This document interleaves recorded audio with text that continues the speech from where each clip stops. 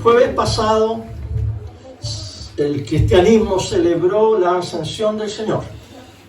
El jueves pasado se cumplieron 40 días desde la resurrección.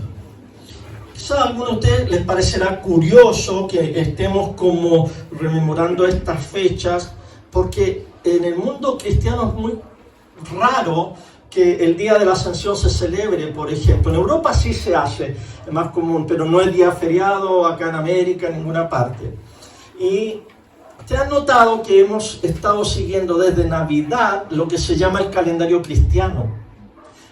El nacimiento del Señor, después de la Navidad estuvimos en esos tiempos de Epifanía, que es la manifestación de Jesús, relatando hitos de la vida del Señor, y luego entramos a el tiempo de la Cuaresma, ¿verdad? Esa semana de la Cuaresma, seguimos hablando de eso, celebramos la resurrección del Señor, y de ahí en adelante nos pusimos a hablar de la post-resurrección, de las cosas que pasaron después que Cristo resucitó, incluida ahora el jueves pasado la ascensión al cielo. El próximo domingo, porque después de la ascensión vienen 10 días, hoy día el tercer día, pero nos quedan 7 días cuando el Señor dijo que esperen la venida del Espíritu Santo. Entonces el próximo domingo el calendario cristiano celebra Pentecostés, el día que descendió el Espíritu Santo en Jerusalén. Y luego el domingo siguiente se celebra la Trinidad. ¿Por qué, usted dirá, esta afición de seguir un calendario o el calendario cristiano?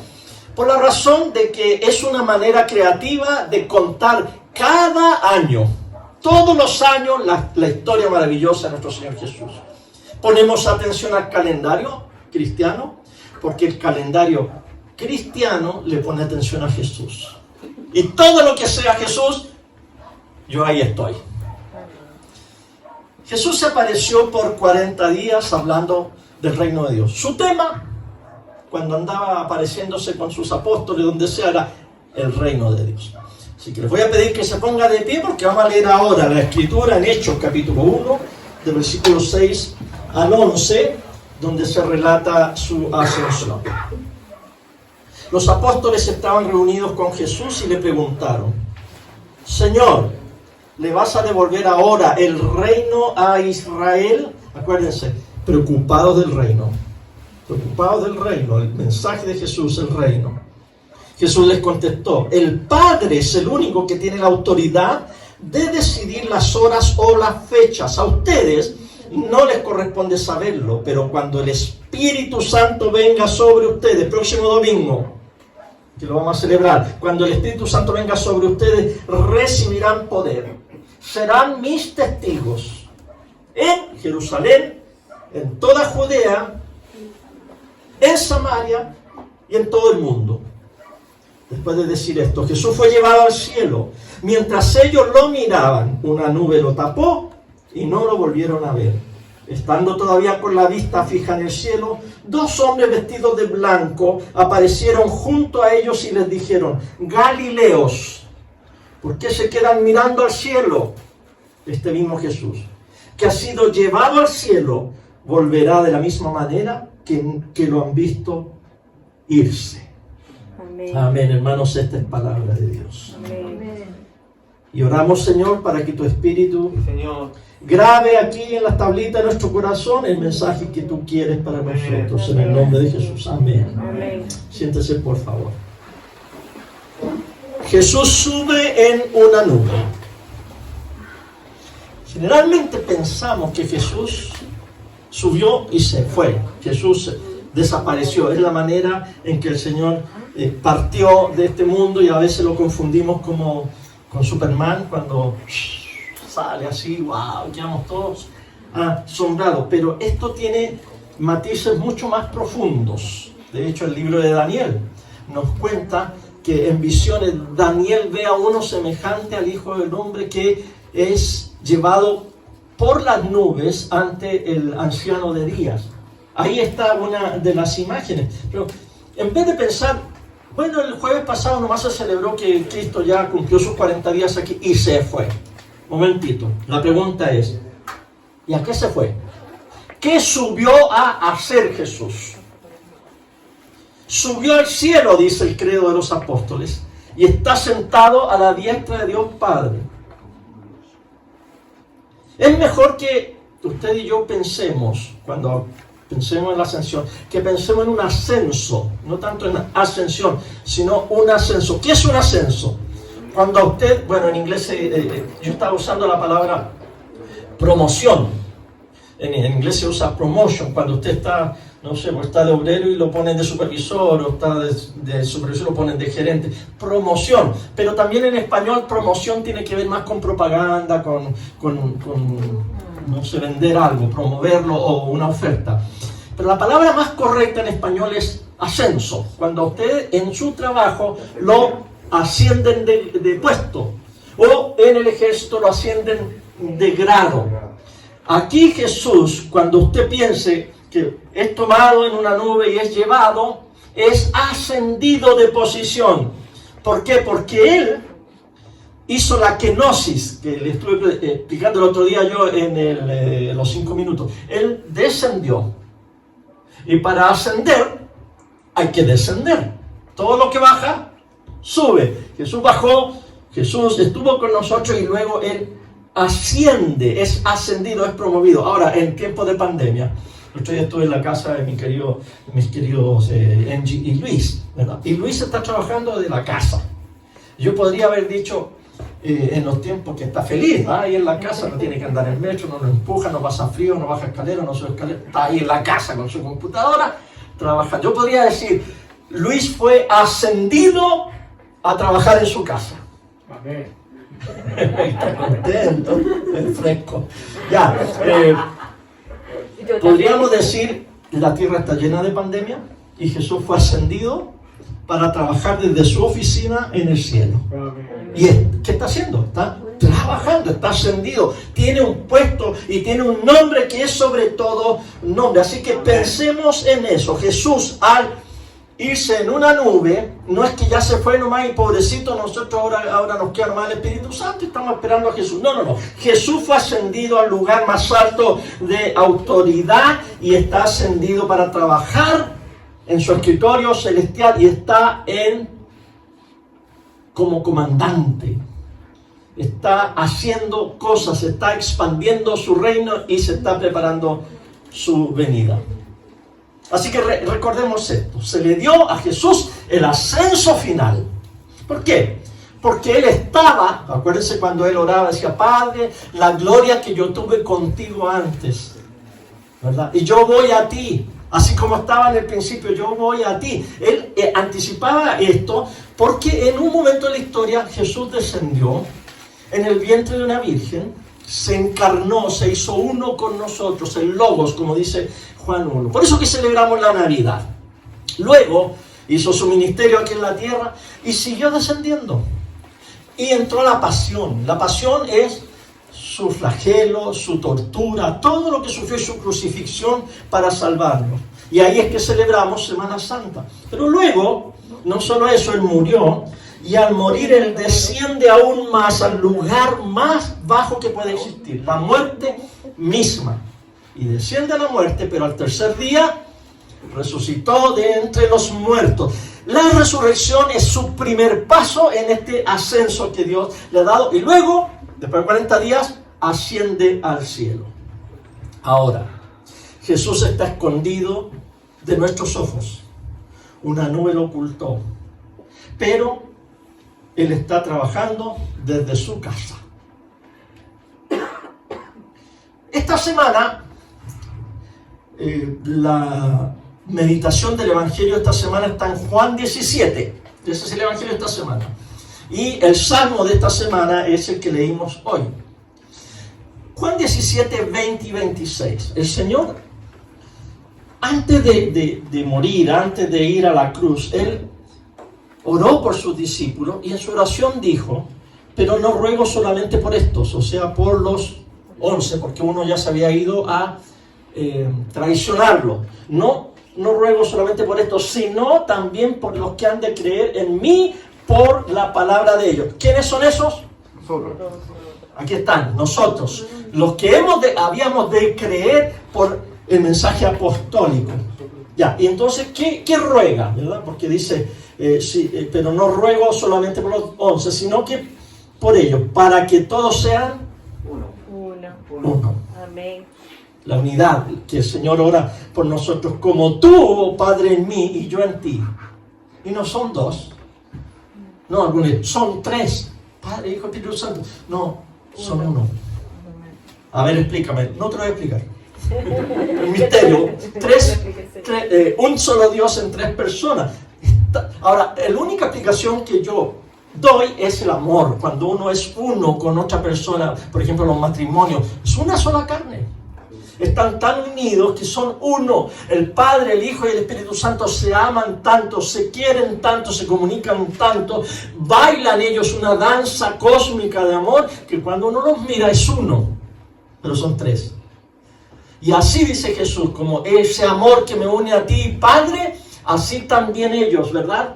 Así como tú, oh Padre, en mí, yo en ti, también ellos sean uno en nosotros. No vamos a ser uno en opiniones, no vamos a ser uno en doctrina, no vamos a ser uno en política, no vamos a ser uno en raza, no vamos a ser uno en nada. Vamos a ser uno en Dios, uno en el Padre, el Hijo y el Espíritu Santo. ¿Para qué? Aquí viene el resultado. Para que el mundo crea. El mundo nos mira. El Señor al irse está preocupado de que nosotros seamos amorosos, unidos, compasivos y que nos parezcamos tanto a Él para que el mundo crea que tú me enviaste. Debemos ser uno. O sea, el Señor se fue. Cuando muere un papá, cuando muere una mamá, a mí me encantan ese aspecto y oficiar funerales, porque se supone que cuando se muere un padre los hijos se unen. Los hijos dicen, bueno, vamos a olvidar los rencores pasados, todas las peleas, pero mi papá se murió y yo creo que él sería muy feliz una vez que nos encontramos con él en el cielo de ver que nosotros estemos unidos. ¿Qué hacen los hijos? Se unen, se respetan, se perdonan, se aman, para que cuando vuelvan a verse sean una sola familia. Entonces aquí el Señor nos pide, yo me voy, pero yo oro por ellos, Señor, para que ellos sean unos, perfectos en unidad, que se quieran, pero no solo nomás porque qué bonito es quererse. ¿Ah? Una familia hermosita aquí, la iglesia y todo. No, sí, pero no. Sí, porque es rico amarse, quererse, apoyarse, pero también la intención que tiene Jesús es que el mundo nos mire, y el mundo, que tiene que ser el mundo, ¿se acuerdan del sermón que dije? Dejen que el mundo sea el mundo y dejen que la iglesia sea la iglesia, para que el mundo dividido y sin amor mire a la iglesia y diga así debemos ser. Eso es lo que quiere el Señor, para que el mundo crea. Debemos ser unos. Propósito de Dios, ¿cuál es? Tener una familia de muchos hijos que se parezcan a Jesús, una familia multicultural. Porque a Abraham le dio una promesa y le dijo, en ti serán benditas todas las naciones de la tierra. Entonces hoy, ese Israel espiritual somos nosotros, el pueblo de Dios, la iglesia de Cristo, y nosotros vamos a traer esa bendición a todas las familias de la iglesia. Bendecir a todos. Romanos, los que terminamos Romanos. Conflicto entre los débiles y los fuertes. Los débiles, que eran judíos, que habían creído en Cristo, pero seguían manteniendo la dieta, la ley, el sábado, se circuncidaban y se ofendían, y eran bien débiles, con el otro grupo que eran gentiles, cristianos de trasfondo gentil, paganos, romanos, griegos, y que ellos no tenían ninguna idea de la ley y hasta se burlaban de estos débiles. Bueno, Pablo les escribe para que sean uno, que se sienten en la mesa, que se amen y se den un beso santo. ¿Para qué? Para que el imperio crea. Luego ahora nos saltamos a Corintios. En Corintios tenemos el caso de cristianos ricos y cristianos pobres, que también había conflicto. Ahí está Pablo hablando de que tienen que unirse para que el mundo nos crea que nosotros somos hijos de Dios. Esa es la labor nuestra. Ahora, no que todos tenemos que ser ricos, no que todos tenemos que ser pobres, no que todos tenemos que ser débiles o todos debemos ser fuertes. ¿Se recuerdan? toda lengua, nación, tribu. El Señor quiere multiculturalidad. Culturalidad. Culturalidad. El Señor, la iglesia no es unicultural, la iglesia son todas las naciones de la tierra, la ciudad de Dios abierta, ¿verdad? En los cuatro costados, para que todas las naciones, todas vengan y traigan sus riquezas a la iglesia del Señor. Toda nación, pueblo, tribu, lengua. ¿Y quién es el principio unificador de todo esto? Nuestro Señor Jesucristo. Nos unimos en Jesucristo. Amén. Eso es lo que quiere el Señor. Ahora bien, vamos a analizar esto que dijo Pablo en Filipenses 2. Lo comenté ya en los 5 minutos. El canto de la kenosis. Cuando el apóstol Pablo, no es que él inventó este canto, sino que ya lo cantaba la iglesia, que decía que Jesús, con lo que comenzamos hoy, ¿verdad?, en alabanza, siendo en forma de Dios, no estimó el ser igual a Dios como cosa que aferrarse, sino que se humilló, descendió. Esa es la kenosis, y fue bajando. ¿Pero para qué?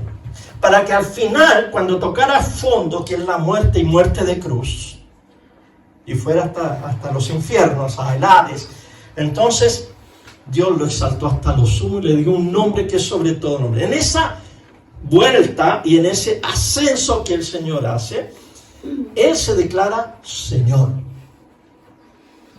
Le dio un nombre que es sobre todo. ¿Cuál es el nombre que es sobre todo nombre? Algunos dirán Jesús. No, hay muchos Jesuses.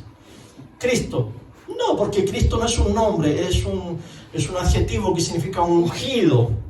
Y uno puede decir, bueno, Rey de Reyes, empieza a decir cosas, pero ahí dice exactamente, le dio un nombre que sobre todo nombre, que al nombre del Señor Jesús se doble toda rodilla de los que están en la tierra, debajo de la tierra, en todo lugar, y toda lengua confiese que Jesucristo es Señor. Ahí está el nombre, el Señor, el Kyrios, el que ordena, el que manda, el que domina, el que controla absolutamente todo. Esa es la labor de esta ascensión, que nosotros sigamos al Señor.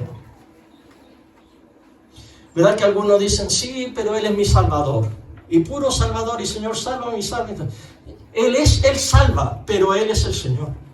Ya, pero que me sane, porque yo me convertí porque el Señor me sanó. Yo estaba muy enfermo y vino un hermano, oró por mí, me sané, así que cada vez que tengo una enfermedad, Él me tiene que sanar porque Jesús es mi sanador. O Jesús es mi Jehová Jireh, como puso ahora René en el WhatsApp de la iglesia, ¿verdad? Él, mi proveedor.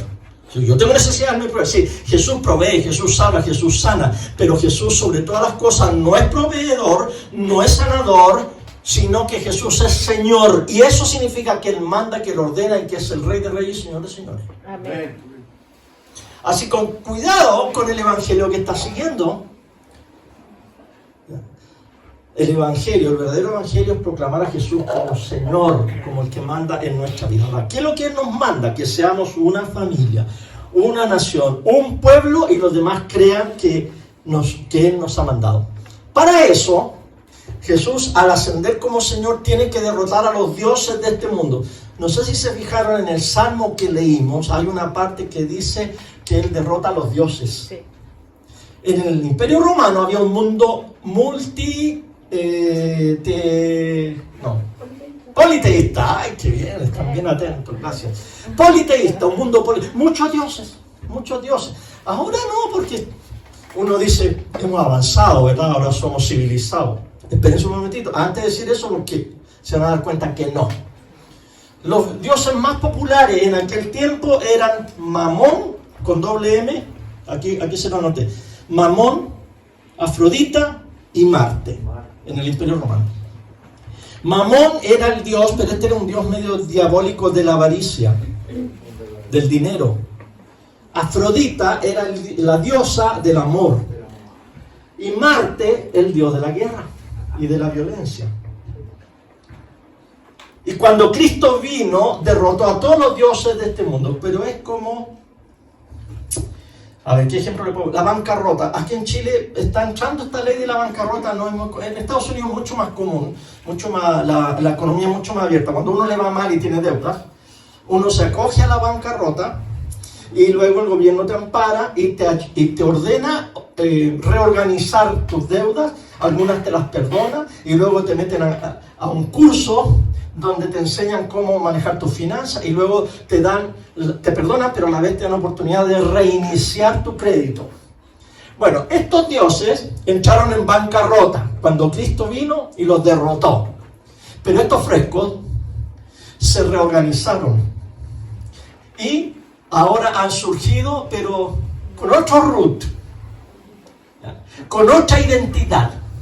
Y lo vamos a ver. Por ejemplo, el dios Mamón, dios de la avaricia.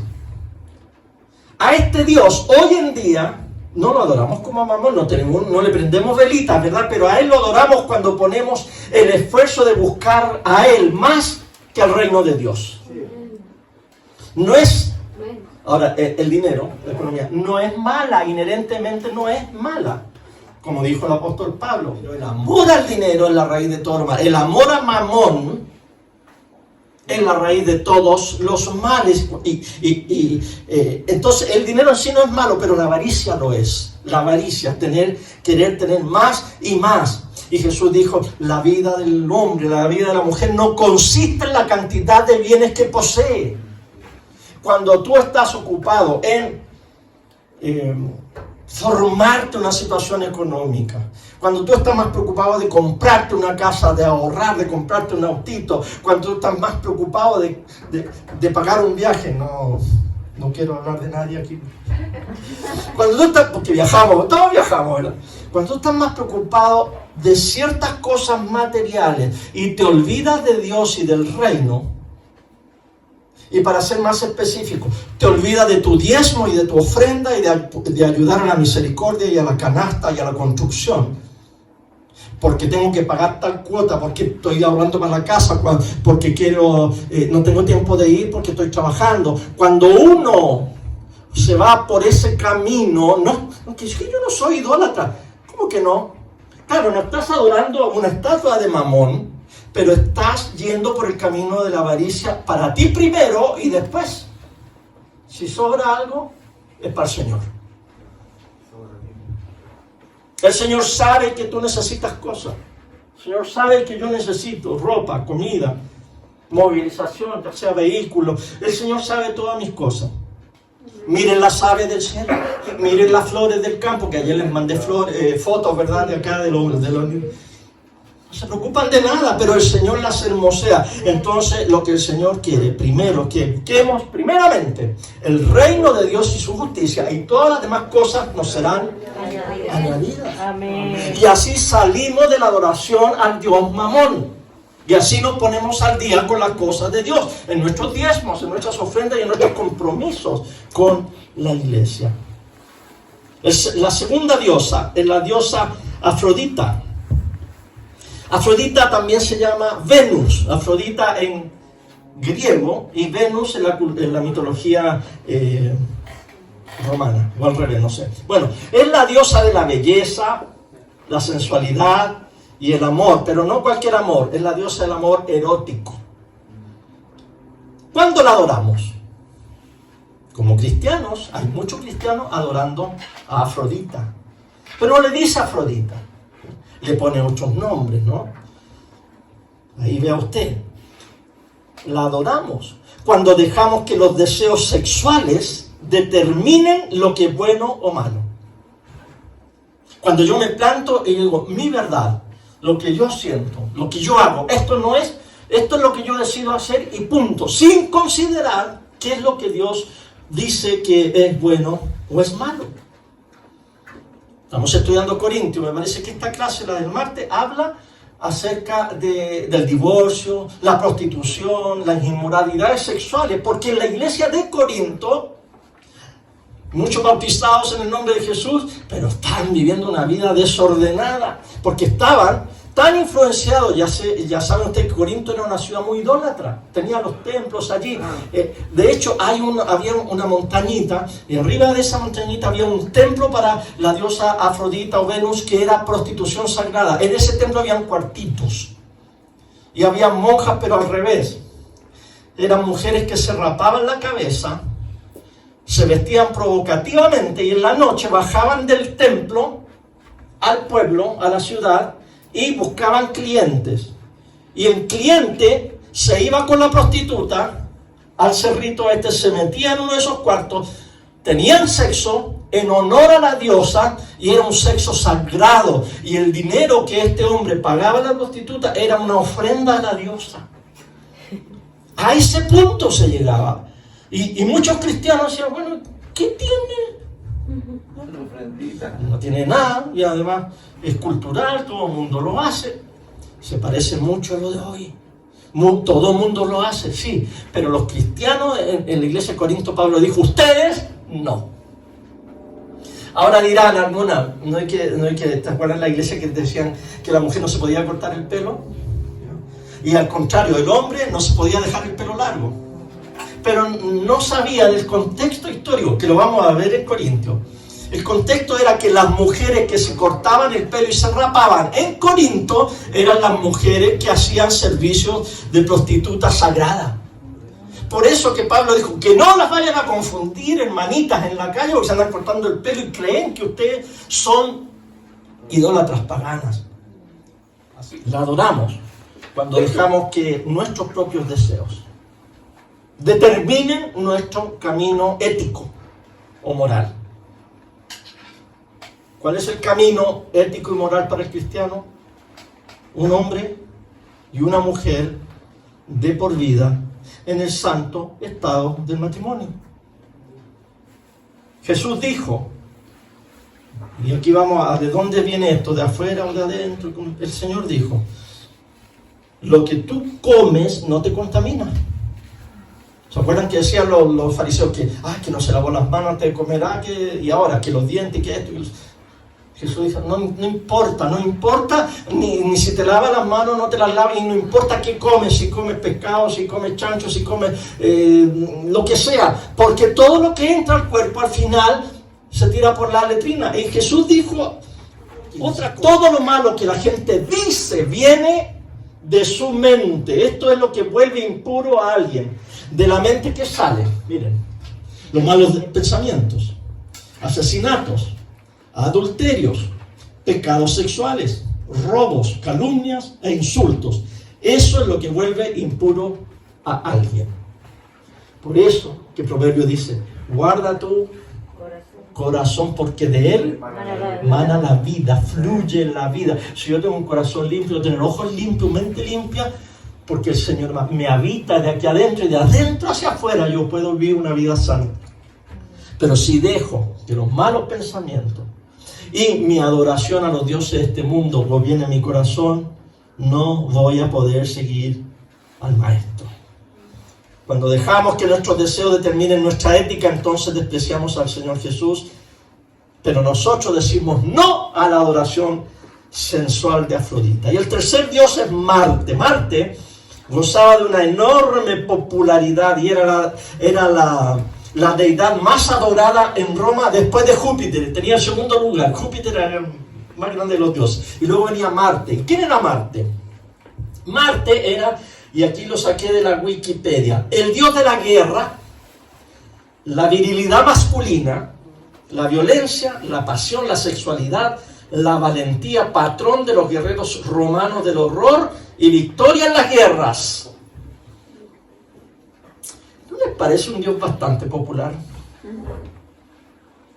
De hecho, mañana, lunes, en Estados Unidos es un día feriado.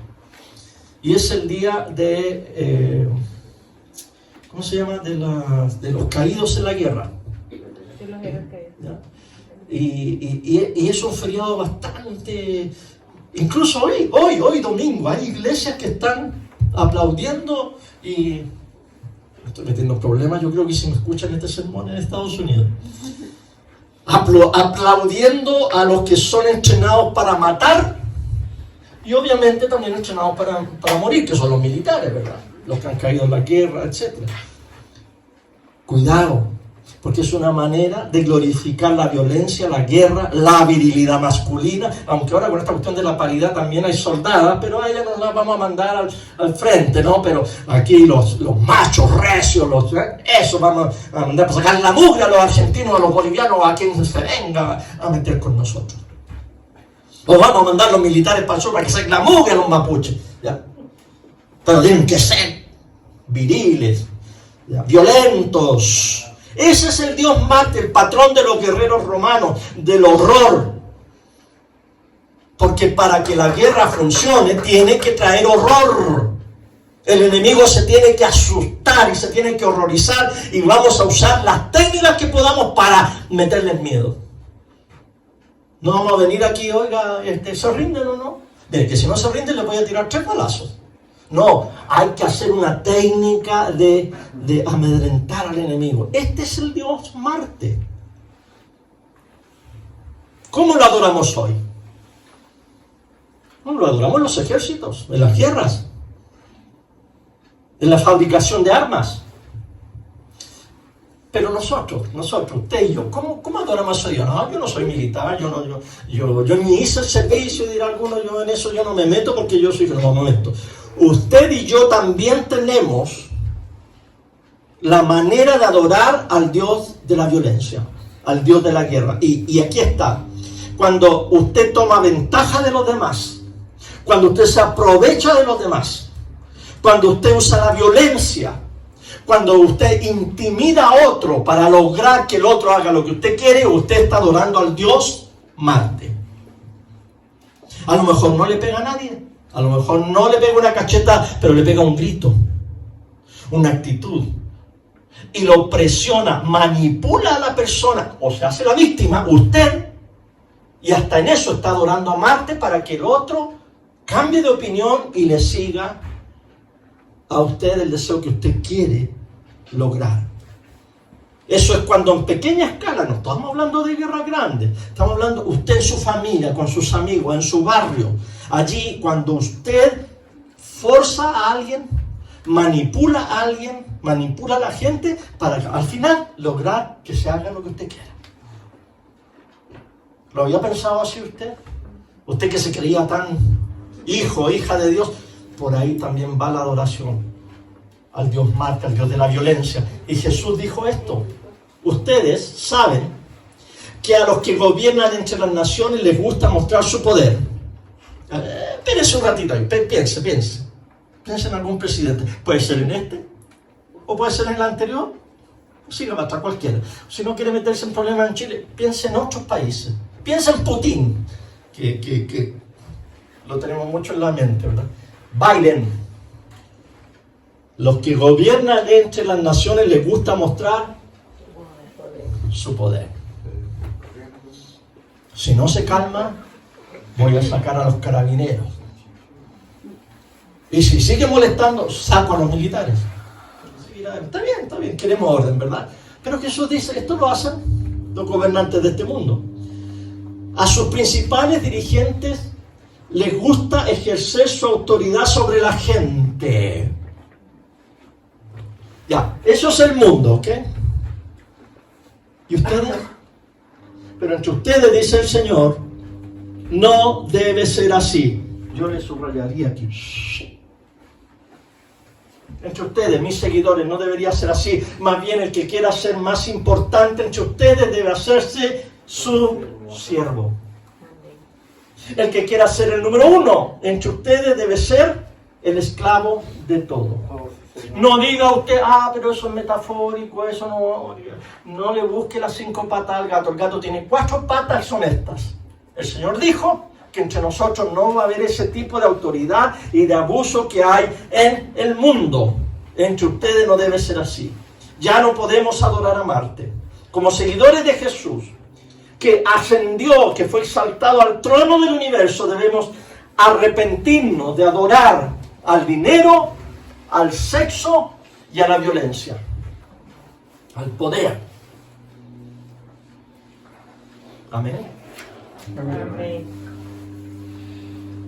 Esa es la manera práctica que tú y yo, como cristianos y seguidores del Mesías, podemos vivir en esta tierra diciendo que creemos en aquel que fue exaltado al trono de la gracia y de donde gobierna y donde está preparando, y de hecho está Él invadiendo, desde arriba está controlando los mecanismos de invasión, de amor, de paz y de bendición para esta tierra, y está esperando el día en que el Padre le diga: ya hijo, ahora es, el cielo baja a la tierra y se junta aquí y son restauradas todas las cosas.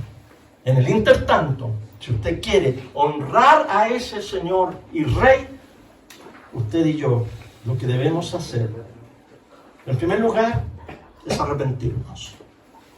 Arrepiéntase.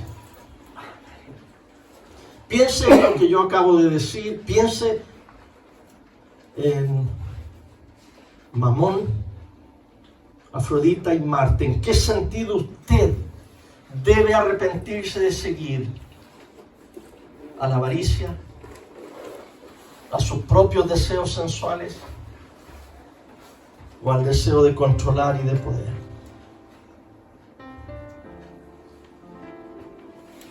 Señor, gracias por llamarnos al arrepentimiento. Gracias por llamarnos a rectificar nuestros caminos. El profeta lo dijo, que debíamos arrepentirnos y volver a las sendas antiguas. Que debemos preguntar dónde están esas sendas y volver. Señor, nos arrepentimos, queremos vivir para ti. Queremos depender 100% de tu provisión, de tu amor y de tu misericordia en lo económico. Queremos vivir vidas puras en lo sensual, en lo sexual. Queremos vivir vidas humildes en relación al poder. Ser compasivos, no tratar de que todos hagan lo que yo quiero que se haga. Nos arrepentimos de toda violencia verbal. Nos arrepentimos de toda violencia física cuando hemos perdido los estribos y hemos golpeado o empujado a alguien. Nos arrepentimos cuando manejamos y nos enojamos con el otro auto, o con la gente en la calle, con el jefe, con el compañero. Nos arrepentimos, Señor, porque no hemos dado un fruto en el cual la gente pueda decir: qué lindo actúa esa persona, yo quiero ser como ella. Al contrario, han dicho: ¿y a qué iglesia vas tú? ¿Qué te enseñan? ¿Cuánta gente hemos alejado de ti, Señor, porque no hemos sido buenos vecinos, buenos compañeros? Así que ahora, Señor, nos arrepentimos. Realmente nos arrepentimos, queremos dejar toda nuestra carga de pecado a tus pies, porque estamos trabajados y cansados, y tú nos invitas, Señor, a dejar nuestra carga sobre ti. Y también dijiste que el que quiera seguirte, niéguese a sí mismo, tome su cruz cada día y sígame. Así que ahora, Señor, cuando vamos a comer del pan y beber de la copa, vamos a hacer eso. Nos vamos a negar, vamos a tomar el sacrificio de Jesús en nuestras vidas. Vamos a caminar por sus sendas, por sus caminos. Amén.